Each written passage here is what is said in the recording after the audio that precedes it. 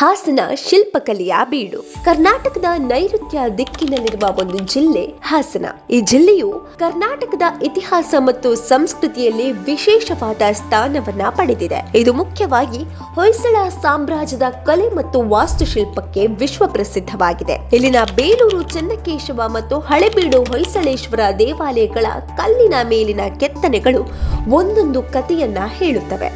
ಇಲ್ಲಿರುವ ಶ್ರವಣಬೆಳಗೊಳದ ಗೊಮ್ಮಟೇಶ್ವರನ 58 ಅಡಿ ಎತ್ತರದ ಏಕಶಿಲಾ ವಿಗ್ರಹವು ಜೈನ ಧರ್ಮದ ಪವಿತ್ರ ಕೇಂದ್ರವಾಗಿದೆ. ಮತ್ತೊಂದೆಡೆ ನಗರದ ಪ್ರಧಾನ ದೇವತೆಯಾದ ಹಾಸನಾಂಬೆ ದೇವಾಲಯವು ವಾರ್ಷಿಕವಾಗಿ ಕೆಲವೇ ದಿನಗಳು ತೆರೆಯುವುದರಿಂದ ವಿಶಿಷ್ಟ ಪವಾಡಗಳಿಗೂ ಸಾಕ್ಷಿಯಾಗಿದೆ. ಧಾರ್ಮಿಕ ಮತ್ತು ಐತಿಹಾಸಿಕ ತಾಣಗಳಲ್ಲದೆ ಹಾಸನವು ಸುಂದರ ನೈಸರ್ಗಿಕ ತಾಣಗಳಿಗೂ ನೆಲೆಯಾಗಿದೆ. ಸಕಲೇಶಪುರದ ಚಹಾ ಮತ್ತು ಕಾಫಿ ತೋಟಗಳು, ಬಿಸಿಲೆ ಘಾಟ್ನ ದಟ್ಟ ಅರಣ್ಯ ಮತ್ತು ಶೆಟ್ಟಿಹಳ್ಳಿ ಚರ್ಚ್ನ ವಿಶಿಷ್ಟ ನೋಟವು ಪ್ರವಾಸಿಗರನ್ನ ಸೆಳೆಯುತ್ತದೆ. ಒಟ್ಟಿನಲ್ಲಿ ಹಾಸನವು ಇತಿಹಾಸ, ಕಲೆ ಮತ್ತು ಪ್ರಕೃತಿಯನ್ನ ಒಟ್ಟಿಗೆ ಸವಿಯಲು ಬಯಸುವವರಿಗೆ ಸೂಕ್ತವಾದ ತಾಣವಾಗಿದೆ.